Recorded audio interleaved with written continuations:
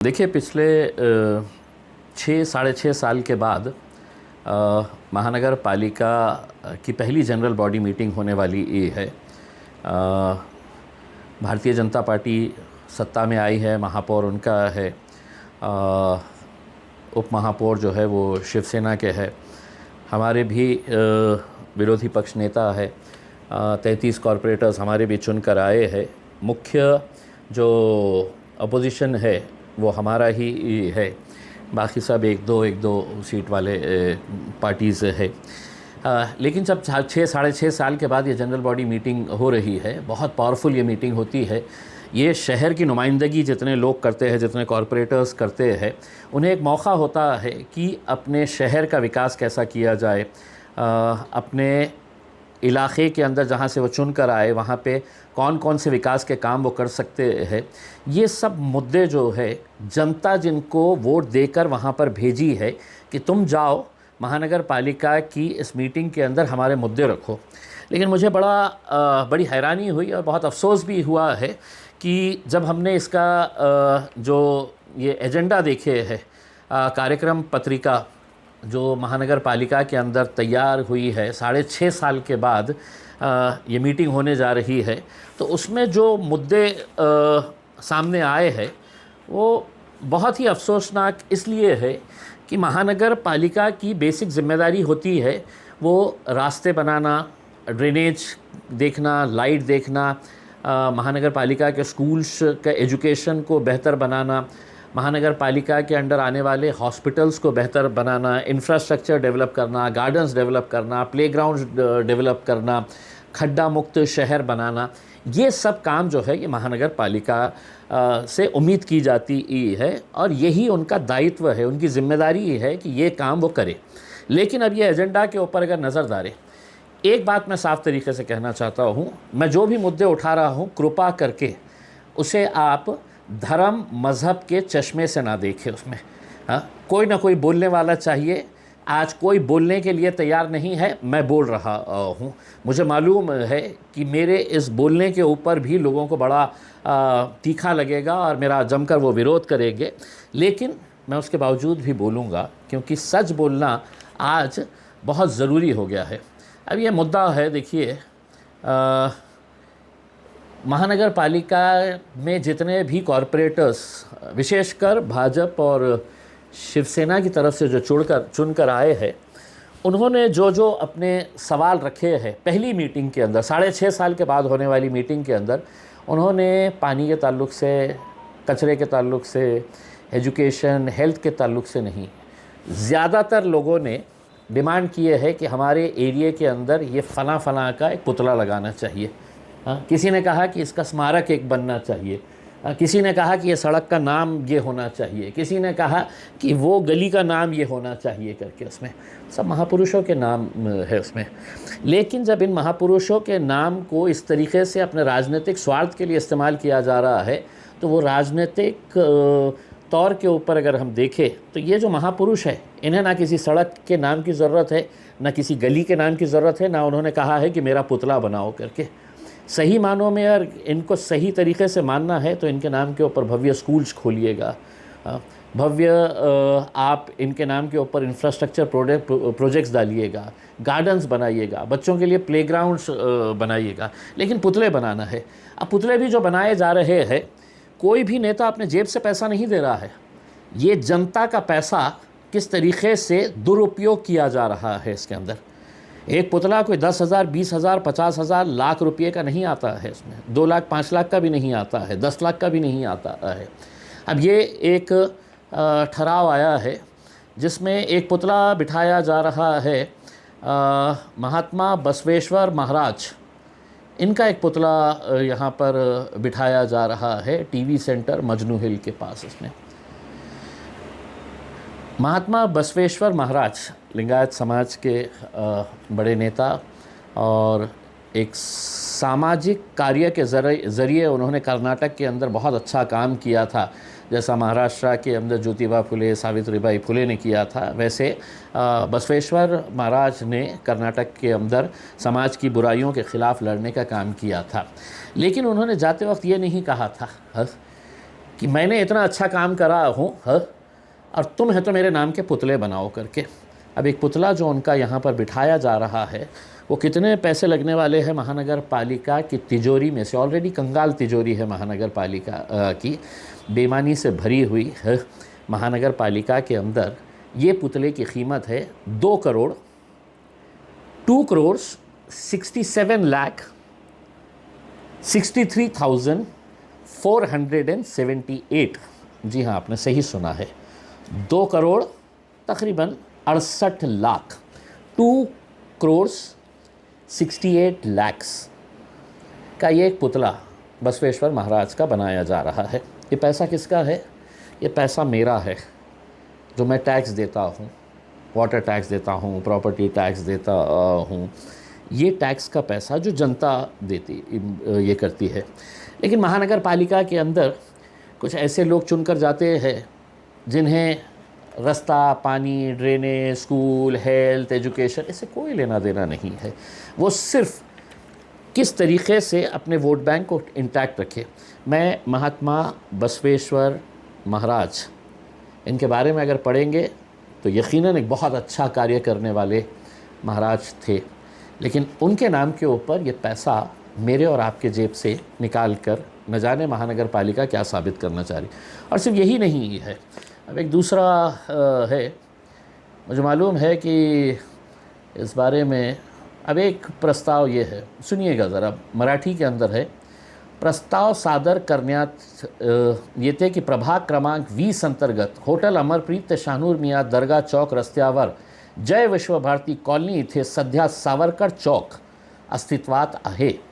सदर प्रभागात श्री सावरकर यांना मानणारा वर्ग अनुयायी मोठ्या प्रमाणात आहे। सावरकर यांचे विचार व कार्य जनसामान्य नागरिकांपर्यंत समाजात पोहोचवणे व रुजविणे आवश्यक असल्याने सदर ठिकाणी माननीय श्री सावरकर यांचा पुतळा चौकात बसविण्याची मागणी प्रभागातील नागरिकांनी केली आहे।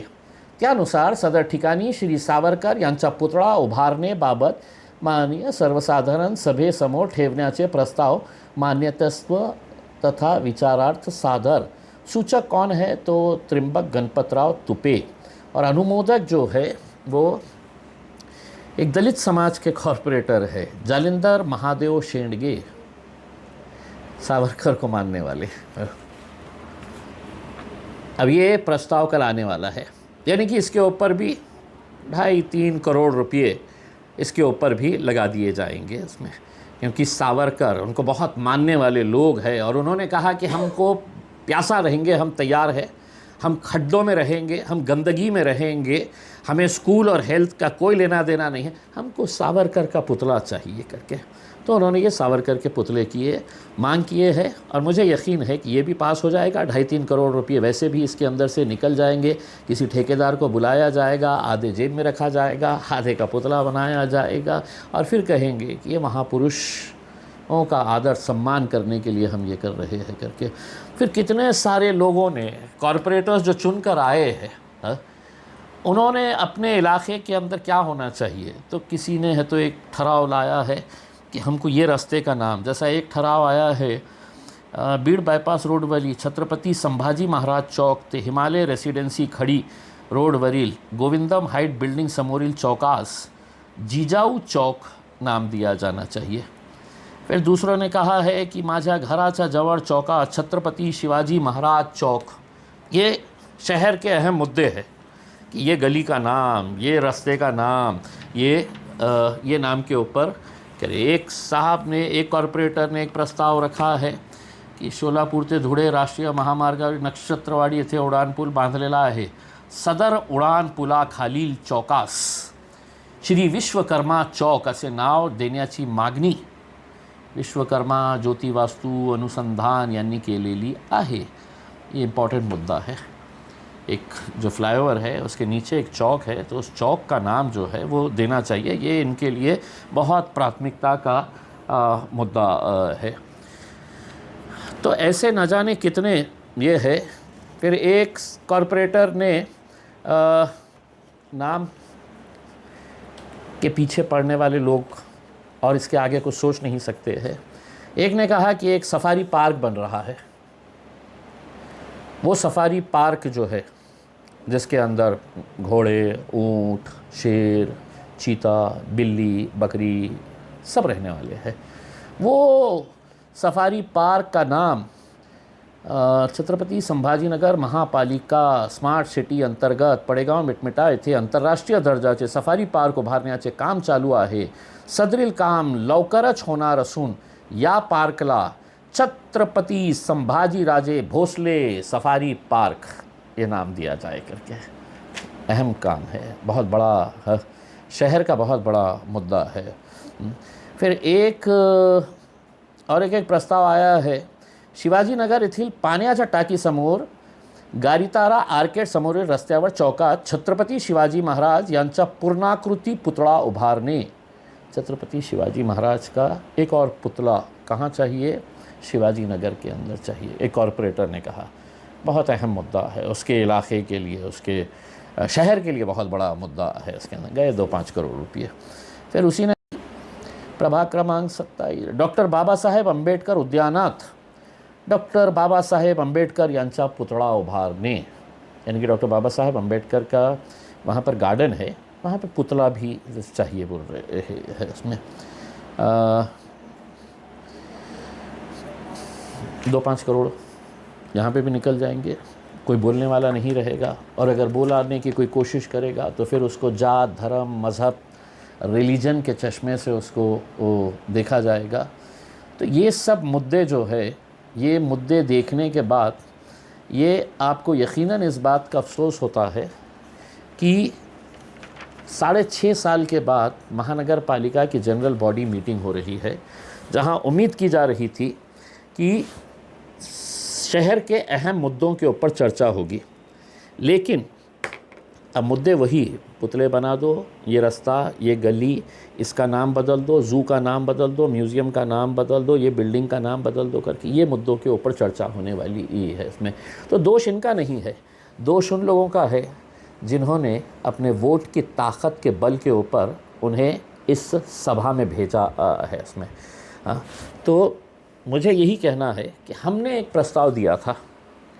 हमने एक प्रस्ताव ये दिया था कि इस शहर के महानगर पालिका के हद में आने वाले तमाम देसी दारू की दुकानों को हम कॉरपोरेशन लिमिट के बाहर शिफ्ट करना चाहते हैं.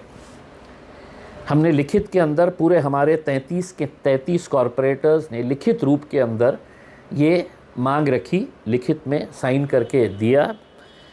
हमारे महापौर साहब ने एक पत्र लिखा लीगल डिपार्टमेंट को, और लीगल डिपार्टमेंट को उन्होंने ये कहा कि ऐसा प्रस्ताव हम ले सकते हैं क्या. महापौर साहब, लीगल एडवाइस लेने की ज़रूरत नहीं है. आजकल टेक्नोलॉजी बहुत आगे बढ़ गई है. अपने ऑफिस में बैठे बैठे अगर गूगल कर लिए होते आपने कि इस देश के अंदर कितने शहरों की कितनी महानगर पालिकाओं ने इस तरह का प्रस्ताव पास किया है करके. महापौर साहब, आप भाजपा के हैं, लीगल एडवाइस आपने मांगने का मकसद ये था कि लीगल एडवाइस के अंदर आएगा कि नहीं ऐसा नहीं ले सकते हैं करके. और वो इसलिए आएगा कि बहुत सारे देसी दारू की दुकानें जो है वो आपके भाजपा के, वो आपके शिवसेना के, दोनों शिवसेना के, कुछ दूसरी पार्टियों के नेताओं के, ख़ुद के और उनके कुछ के रिश्तेदारों के, वो देसी दारू की दुकानें हैं. तो हटा कैसा सकते हैं इसमें. तो ये यकीनन ये आपने सिर्फ उलझाने के लिए ये भेज दिया है. अब आपकी मालूमात के लिए मैं बताता हूँ, मध्य प्रदेश में आपकी सरकार है, भारतीय जनता पार्टी की सरकार है. मध्य प्रदेश के अंदर 19 महानगर पालिकाओं ने ये फ़ैसला लिया था, नगर पालिका और महानगर पालिकाओं ने, कि हम अपने शहर के अंदर शराब की ख़रीद और बिक्री नहीं होने देंगे करके. ये भारतीय जनता पार्टी की, आप गूगल कर ले तो उसमें पता चल जाएगा. पिंपरी के अंदर इस तरीके का एक प्रस्ताव पास किया गया था. इसके अलावा पनवेल के अंदर, पनवेल में भारतीय जनता पार्टी ने ये प्रस्ताव लेकर आया था, और यूनानिमसली 2017 की बात है, यूनानिमसली उन्होंने इस ठराव को पास किया था कि हम अपने इलाके के अंदर हम शराब नहीं बेचने देंगे, देसी दारू की दुकानें हम बंद कर देंगे करके. तो आप लीगल एडवाइस क्या मांग रहे हैं? आप अपने आकाओं से पूछ लेना था मध्य प्रदेश की हुकूमत से कि आप भाजपा वाले हैं, आपने ऐसा कुछ किए थे क्या करके। गूगल के अंदर आपको दिख जाता था उसमें है। तो मेरा यही कहना है कि हम चाहते हैं कि ये शहर अच्छा हो, तरक्की हो इसके अंदर, और ऐसे मुद्दे जो समाज की बुराई को बढ़ावा देते हैं उन सब को हम साथ में मिलकर आकर इसे पास करने की ज़रूरत है उसमें। लेकिन आपका एजेंडा अलग है, हमारा एजेंडा अलग है। ना तो हम पुतलों की मांग कर रहे हैं, ना हम किसी स्मारक की मांग कर रहे हैं। आपको याद होगा, आप इसके अंदर स्मारक भी बनाना चाह रहे हैं किसी का। एक स्मारक आपके नेता का भी बनने वाला था, जालना रोड के ऊपर आदरणीय गोपीनाथ मुंडे साहब का स्मारक बनने वाला था। उस वक्त सब ने उसका समर्थन किया था, इम्तियाज़ जलील ने उसका विरोध किया था। फिर हाई कोर्ट में गया था, हाई कोर्ट में जाकर PIL फाइल किया था, और PIL का नतीजा है कि आज वहाँ पर स्मारक की जगह पे 400 बेड का हॉस्पिटल बन के तैयार है। रिक्रूटमेंट शुरू होने वाले है, और कुछ ही महीनों के अंदर महापौर साहब आपके ही हाथों से वो हॉस्पिटल का इनॉग्रेशन होने वाला है। तो हम आपसे यही अनुरोध करना चाहते हैं कि ऐसे मुद्दों को आप मीटिंग्स में ना लाकर आप शहर के ताल्लुक़ से जो भी अच्छे मुद्दे हो सकते हैं उसके बारे में चर्चा करें तो ज़्यादा बेहतर होगा। और हाँ, अगर आपकी ज़िद यही है, आपकी सोच भारतीय जनता पार्टी की और शिवसेना की सोच यही है कि हमें तो पुतले बनाने का है करके, तो फिर एक काम करते हैं, महानगर पालिका का पैसा नहीं उठाते हैं, महानगर पालिका से 1 रुपया भी नहीं लेंगे। महानगर पालिका से कहेंगे कि तुम्हारा पैसा जनता का पैसा है, इससे आता है, तो हम ये पैसा महानगर पालिका का स्कूल में, हॉस्पिटल्स में, रोड में, ड्रेनेज में, लाइट्स में, इसके अंदर खर्च करेंगे करके। तो फिर पुतले तो आपको बनाना है। तो ऐसा करते हैं, एक ठराव पास करते हैं कि महानगर पालिका के अंदर 115 कॉरपोरेटर्स है, 115-16 कॉरपोरेटर्स है। हर कॉरपोरेटर जो है वो अपनी जेब से 1-1 लाख रुपये देगा। 1,15,00,000 रुपये आ गए। 10 कॉर्प मेंबर आने वाले हैं, 125 करोड़ रुपये आपके पास तो वैसे ही जमा हो गए। फिर आपके आमदार है, खासदार है, महापौर है, उप महापौर है, ये सब जने मिलके अगर कंट्रीब्यूट करें तो महानगर पालिका के ऊपर इन पुतलों का बोझ नहीं पड़ेगा, उसमें हम अपने जेब से देंगे। और चलिए हम शुरुआत करते हैं। आप ठहराव पास कर लीजिएगा कि अब महानगर पालिका 1 भी रुपया अपनी तिजोरी में से नहीं देंगी, बल्कि लोक प्रतिनिधि और लोगों से पैसा जमा करके अब हम पुतले बनाएंगे करके। हमारे 33 कॉरपोरेटर्स हैं, 3 कॉप मेंबर आने वाले हैं, 36 1-1 लाख रुपए के हिसाब से 36 लाख रुपए हम आपको कमिट कर रहे हैं।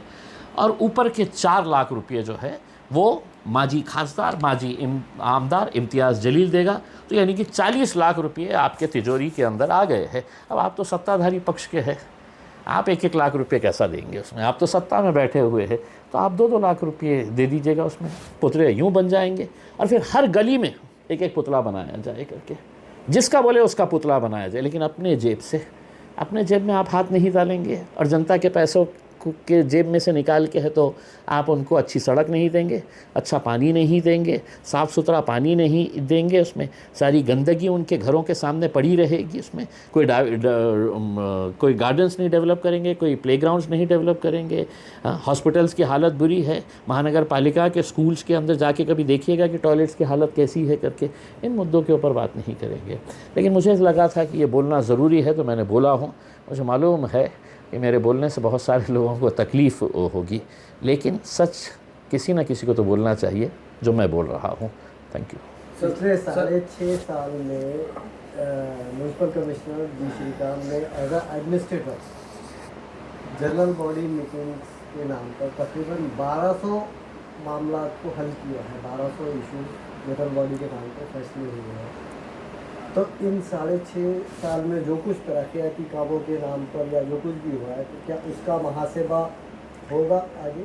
देखिए, जैसा कि एक उदाहरण के तौर के ऊपर मैं बताता हूँ कि महाराणा एजेंसी, महानगर पालिका के अंदर कई 100 कर्मचारियों की ये एजेंसी महाराणा एजेंसी नाम के चलाते थे। इसके कर्ता धर्ता कौन है? तो एकनाथ शिंदे साहब की शिवसेना के यहाँ के प्रमुख नेता है वो, जिनकी एजेंसी है। और इस एजेंसी को 22 करोड़ 42 लाख रुपये एक्स्ट्रा दे दिए गए। 22 करोड़ 42 लाख रुपये ये मीटिंग के अंदर आने वाला है, हम इसके ऊपर सवाल करने वाले है किसने दिया, वापस कब आने वाले है, और जिसने भी दिया है कि अपनी जेब से निकाल कर दे रहा है, जिसने ये खैरात बांटी है, उस अधिकारी के ऊपर क्या कार्रवाई होने वाली है, ये सवाल भी होना चाहिए। और साथ ही साथ बहुत सारे ऐसे मुद्दे हैं जो मेरे हिसाब से अब निकलने चाहिए इसमें। जो बंद मुट्ठी थी अब वो मुट्ठी खुलनी चाहिए और कहीं ना कहीं किसी न किसी के ऊपर गाज गिरनी चाहिए। सर, शहर के जितने भी बाज़ार है, हफ्तेवारी बाज़ार, वहाँ अपने कमिश्नर साहब उसको बंद करना चाहते हैं। देखिए, कमिश्नर साहब के बंद करने से नहीं हो सकता है, क्योंकि हम ये मांग कर रहे हैं कि 2014 के अंदर द स्ट्रीट वेंडर्स एक्ट 2014 ये केंद्र सरकार ने पास किया था, जहाँ पर पूरे हर राज्य के, पूरे देश भर में हर महानगर पालिका और नगर पालिकाओं को आदेशित किया गया था कि आप ये हॉकर्स को जो बाज़ार भरते हैं वहाँ पर उनको है तो एक डेजिग्नेटेड जगह, एक फ़िक्स जगह बनाकर दीजिएगा करके, उसमें चाहे वो हाथ गाड़ी लगाने वाला हो या टोकरे में लेकर फल फूल बेचने वाली हमारी माँ बहनें हो, तो इनके लिए आप डेजिग्नेटेड, आपने वो नहीं करे और फिर आप कहते हैं कि अब मैं ये बाज़ार यहाँ पर नहीं लगाने दूंगा करके। आप डेजिग्नेटेड जगह दे दीजिएगा और उसके बाद अगर उस जगह के बाहर अगर कोई कारोबार कर रहा है तो हम भी आपका साथ देंगे। स्टैंडिंग कमेटी की मीटिंग में कुछ प्रस्ताव जो आए हुए थे तो उसमें औरंगाबाद और संभाजी नगर का मामला फिर से आ रहा है। स्टैंडिंग देखिए, कमेटी के चेयरमैन ने कहा कि जो औरंगाबाद के नाम पे, देखिए आप ये समझ लीजिएगा कि हमने इस नाम का विरोध किया था, लेकिन अपने ताकत के बल के ऊपर इन्होंने शहर का नाम बदल दिया, छत्रपति संभाजी नगर रख दिया है करके। तो अब हम इस मुद्दे को बार बार है तो ज़िंदा नहीं रखना चाहते हैं, हमको आगे बढ़ना है इसमें। तो हमने भी अपने लोगों से कहा है कि भाई मेरे लिए तो औरंगाबाद है, अब हम अपने के उसके ऊपर छत्रपति संभाजी नगर लिख के ब्रैकेट के अंदर औरंगाबाद लिख के है तो हम दे डालेंगे। लेकिन ये बार बार ये कुरेदने की कोशिश कर रहे हैं और इसमें भी एक ठहराव लेकर आए हैं कि देवेंद्र फडणवीस और एकनाथ शिंदे ने कितना महान काम किया है कि शहर का नाम बदल दिया है करके।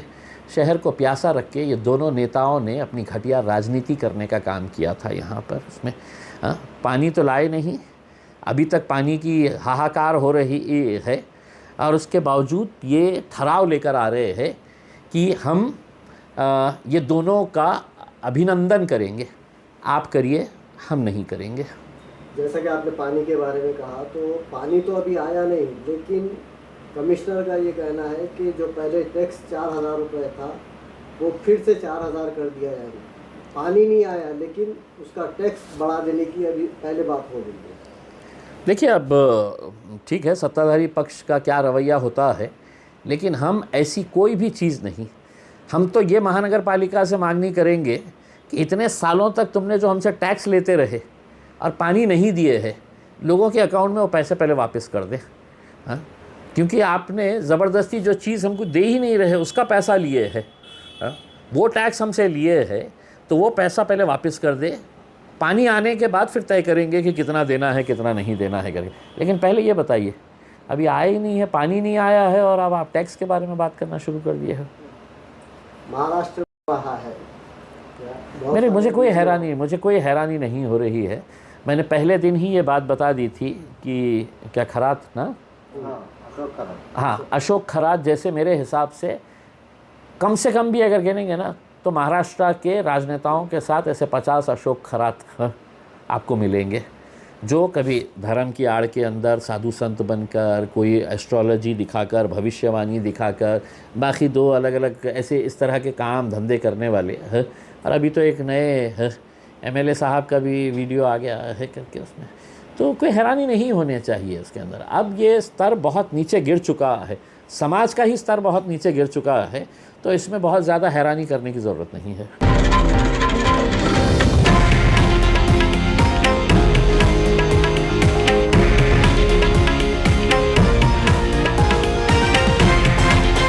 हे आहे देशातील नंबर 1 न्यूज नेटवर्क आणि आपण पाहत आहात TV9 मराठी, एकमेव।